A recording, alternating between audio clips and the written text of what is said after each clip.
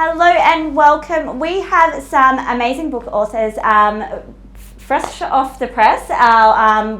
Your book has been launched. Fred and Peter, welcome and thank you for joining us today. Yeah, thank you for having us today. I mean, it's fantastic to be here in the heart of Rockingham, where this story actually plays a big role. Absolutely. Can you tell us what have you written about? What's your book about?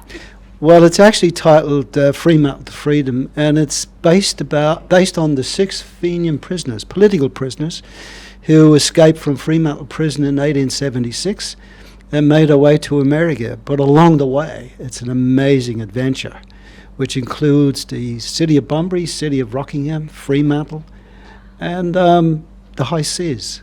Yes. Yeah. It's very interesting. I'm already drawn in and I'm ready to read it. Fantastic, and so are we, because today, would you believe, you're very privileged to see the very first copy of the press, and you wouldn't believe it, it's the first time I've actually seen the book, okay, in its complete form. How about that? How are you feeling about it, having it in your hot little hands? Very excited. I mean, yes, look, it's beyond my expectations, and I think the fact is that it's going to be fantastic, sort of sharing this amazing story with the broader community. Absolutely. How long did it take you to pull this together?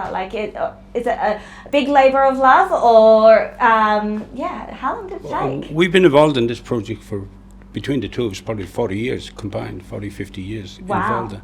But it's in about 2 years ago we came up with the idea of doing something at this particular time, because it's the 150th anniversary of the escape of the Fenians from Rockingham, from Fremantle, ultimately Rockingham.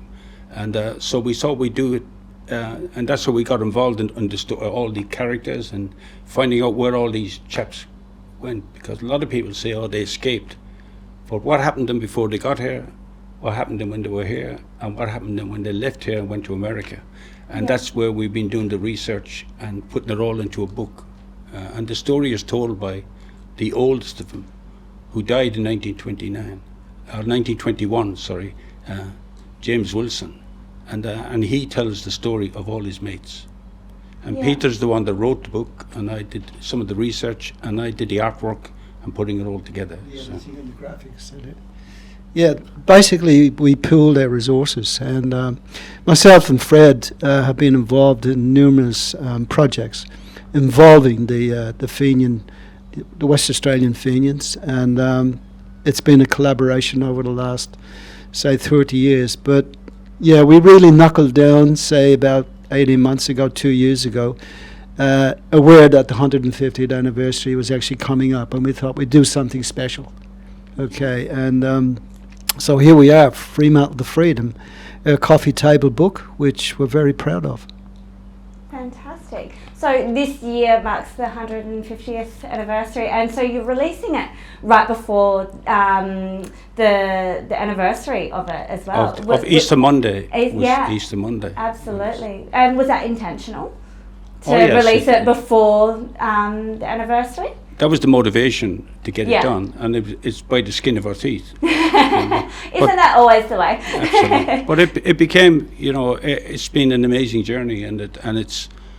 We hope that it's for the punter out there, the people who don't know the story, and they'll read this book, and it's more of a personal story of one of the Fenians who's telling the story of all his mates, and when they came to Australia, and mateship, and how they all got on, how they got on together, and how they travelled together, and their journey to Australia. So it's rather than a history book, because we're not classified as historians, but we love history, and we love this particular history. And this book is a West Australian book, rather than, or a Western Australian book, as some people might say, because this is our history.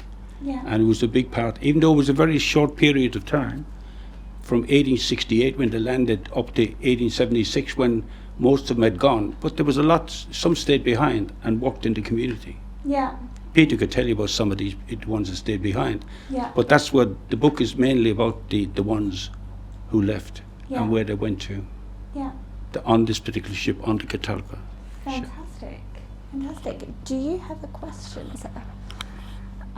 This is a firing up question that I really, really like because I know about this. Do you know if any of the men used Morse code to communicate, or the telegraph? They used the telegraph. Telegrams, I think, in those days, quite a lot. Morse code, perhaps maybe when they were in prison, they probably had various means and ways of actually communicating with each other, maybe through Morse code, through the walls of their cells, which is basically what a lot of prisoners used to do in those days. Yeah. And but it's a very good question. But they did use the telegram system. And what's quite fascinating is that during the escape, would you believe that they had two other spies that didn't go on the ship, but their job was to cut the telegraph line between Fremantle and Perth during the escape, so that when the word got out that they actually escaped, they couldn't communicate with Perth, the authorities. Wasn't that pretty clever? Yeah. That was very forward thinking, right? Yeah.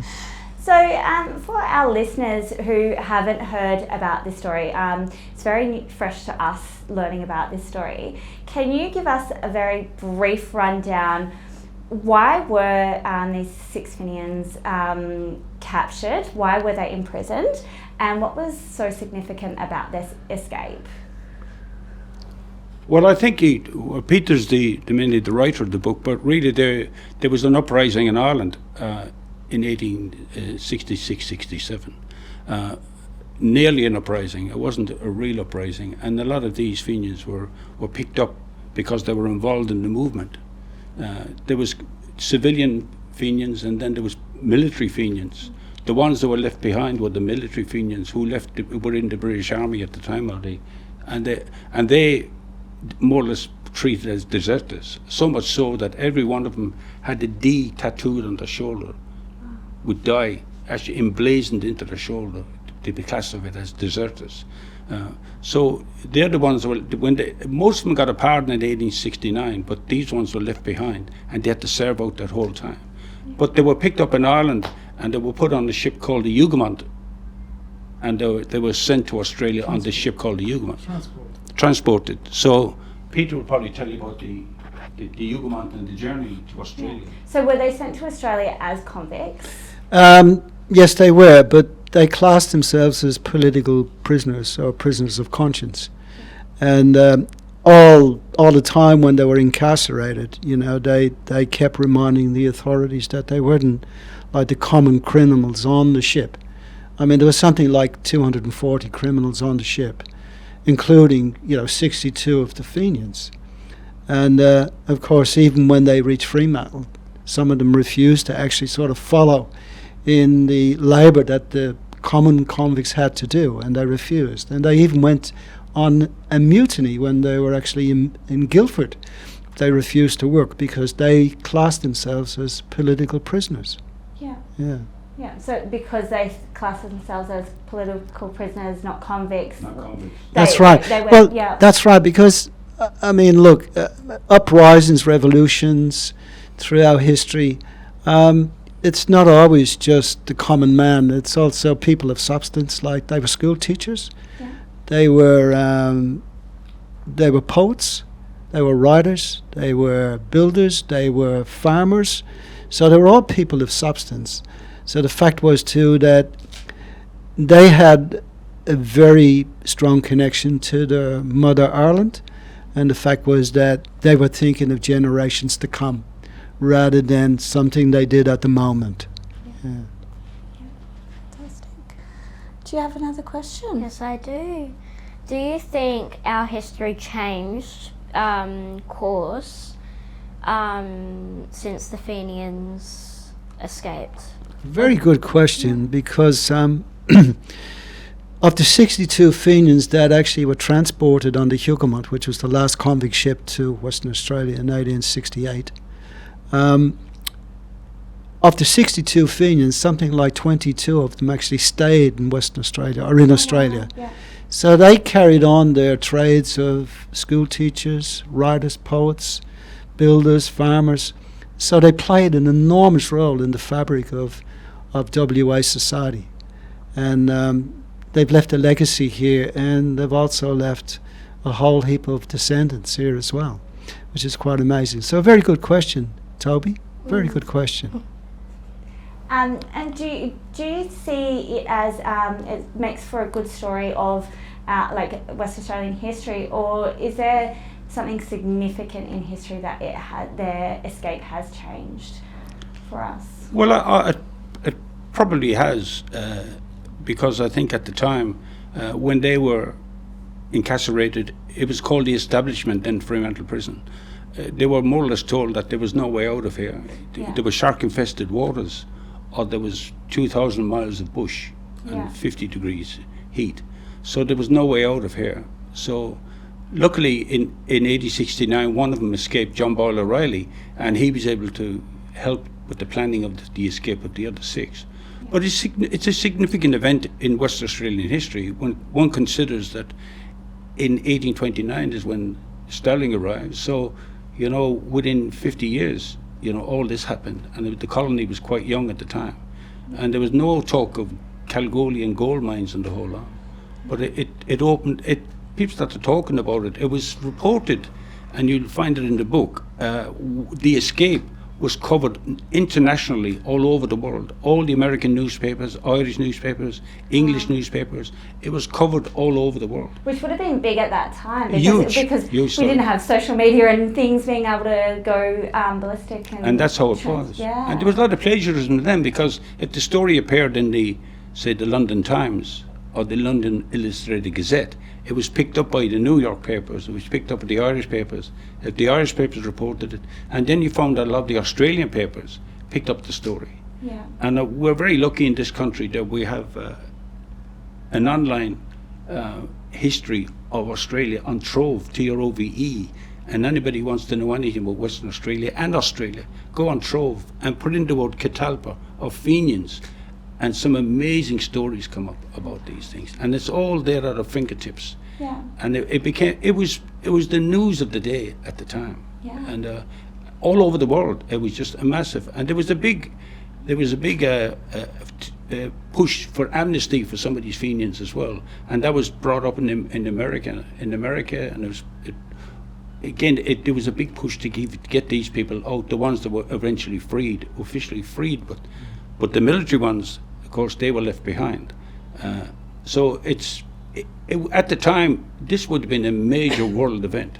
Yeah. As I say, if you look all the papers we looked at, it was an absolutely major event of what was going on at the time. So, and that was, he said, there was no social media. No, it'd be interesting if it happened today with Facebook, and Twitter, and everything. But the news would go absolutely. wildfire. So it's, and when you hear you're listening to the story now probably for the first time, and we're hoping that people, when they hear us tell the story, that it'll encourage you to go and say, I'd like to find out more about this story. Yeah.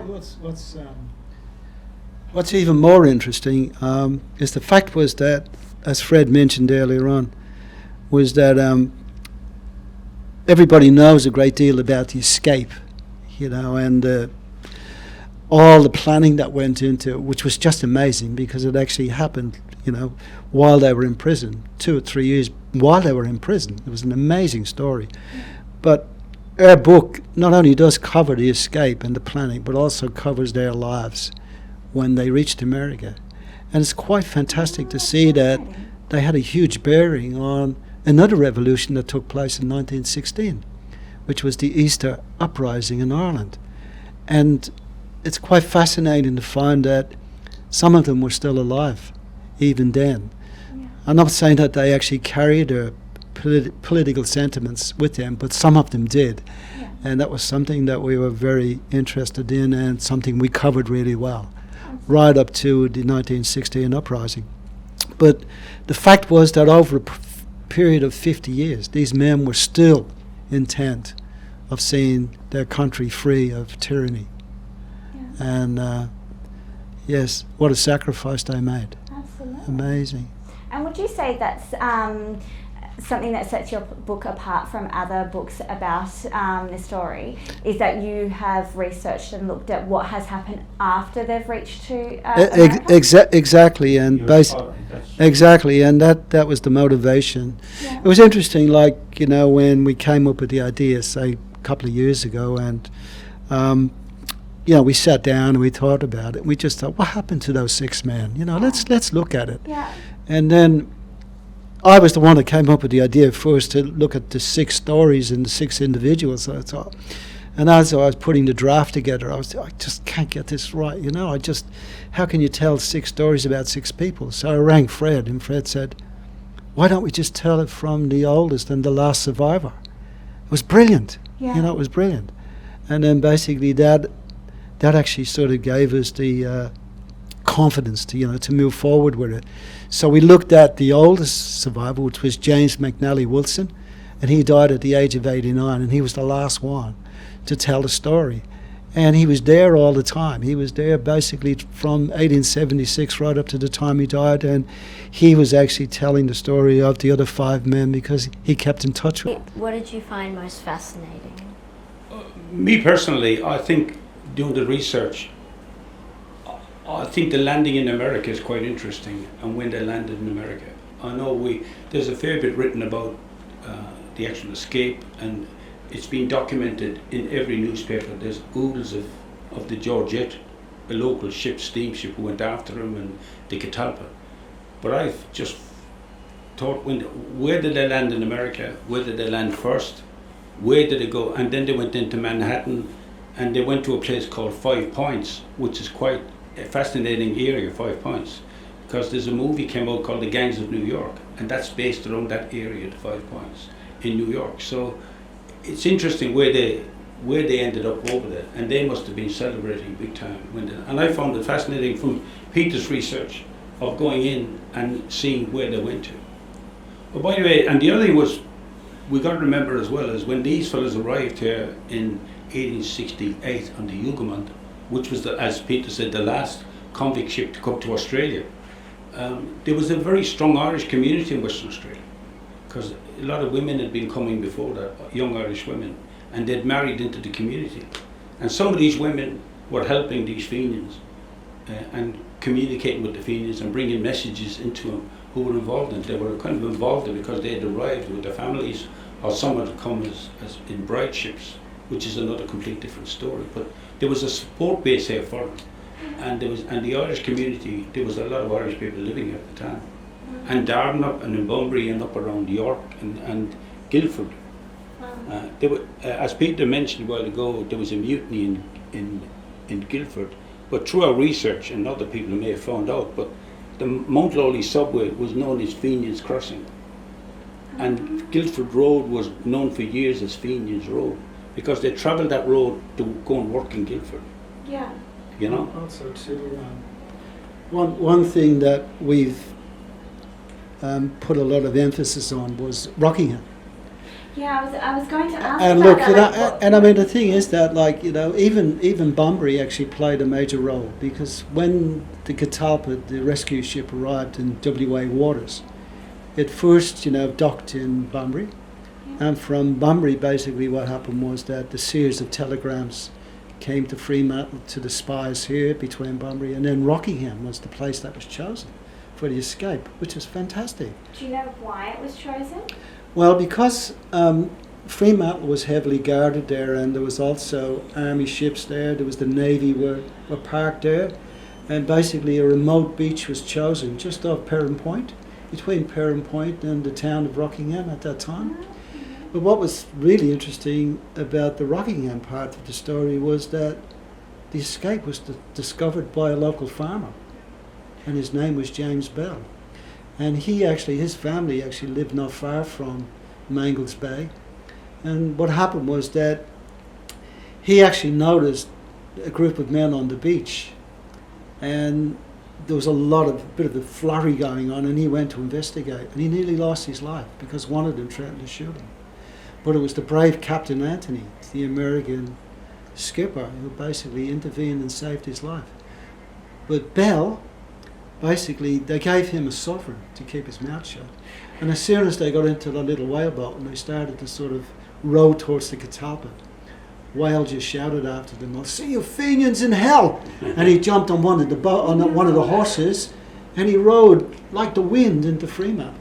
And basically it was him that actually sort of raised the alarm. Yeah. So James Bell he's been basically a big part of the story. Yeah, And absolutely. Rockingham. Absolutely, Yeah. It would have given them just like this tiny little head start trying to go by horse from Rockingham to Fremantle. Yeah. Yeah. Fantastic. Yeah. But yeah, Rockingham, Fremantle and Bunbury, and then of course, like 3 continents. You know, you had Europe, you had America and Australia. It was just amazing. Yeah, absolutely. And I've been saying, like an old record I've been saying for years, that hypothetically, if they'd come down here, got on the boat, went out to the ship and left, this wouldn't have been the story it was.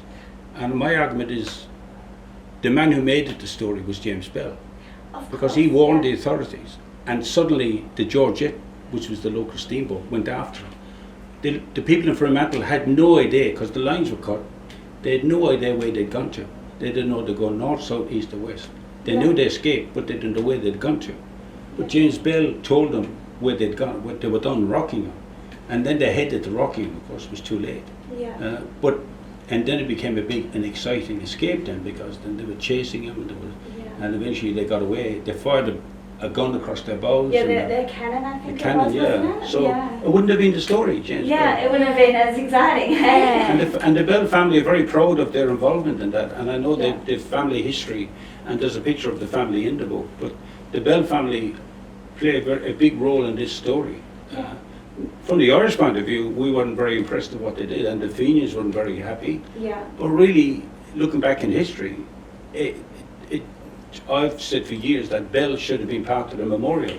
He should be riding away towards Fremantle, and Bell should be part of this whole story as well. Maybe one day. Maybe you can make James it happen. Bell. Yeah. And I think the Bell family are very, very proud to be part of this whole story. Yeah, Very proud. absolutely. What about you, Toby? Any more questions for us? Because, geez, you've asked some really, really good questions, man.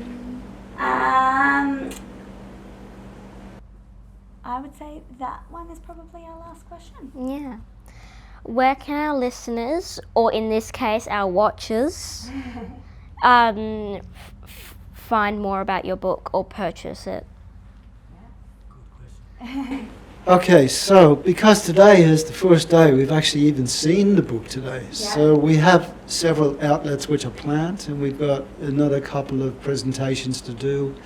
We've got one in Bunbury, we've got one of Ely County University, and also some of the outlets that we're looking at the moment is the Fremantle Prison, which I'm sure they will be so happy to stock our book, because Absolutely. they are mentioned in here many, many, many times.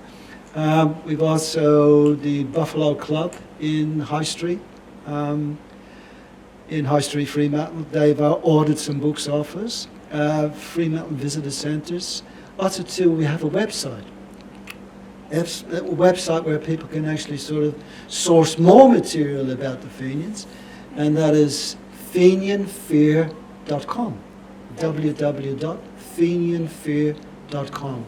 But also, look, this is just the beginning of a journey for myself and Fred that began 2 years ago for this book, and hopefully we'd love to take it to America, to where the story all started. On a whaling ship? On a whaling ship. Yeah, no, it would be, and I'd look, and we're going to look around Rockingham as well, because the people of Rockingham would be very proud of the fact that every year we have a commemoration here to commemorate that event of the escape of the Fenians, and people are walking past down along the foreshore, and they're fascinated looking. So what are all these strange men doing down there with talking, and what's this memorial? What's the geese on top of what's the geese? What's it all about? If they stopped and got for a minute and looked at the plaques, they'd probably understood. Yeah. Because the Fenians, on the way to Australia, they hand wrote a newsletter called The Wild Goose, and the front page of the 7 editions of it are on 7 pillars down at the memorial down there. It's been done in bronze.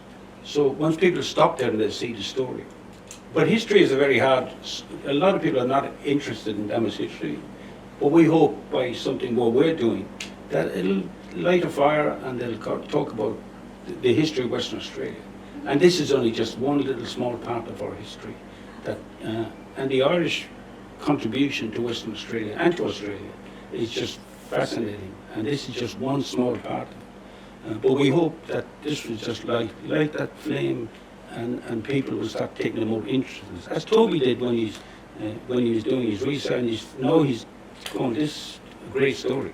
Absolutely. It's a great story. And because of your book is how we found out about this piece of history. We didn't know about it. So well done. You've already educated at least 2 people. So you're on the right track. So thank you for joining us. Well, no worries. It's a pleasure, and we're so pleased that we were able to mention the significance of Rockingham in the story, Yeah. which is in our book. Okay, Yeah. Fremantle to freedom. Thank you. Absolutely. Thank you. Thank you you. for joining us. No worries. Thank you.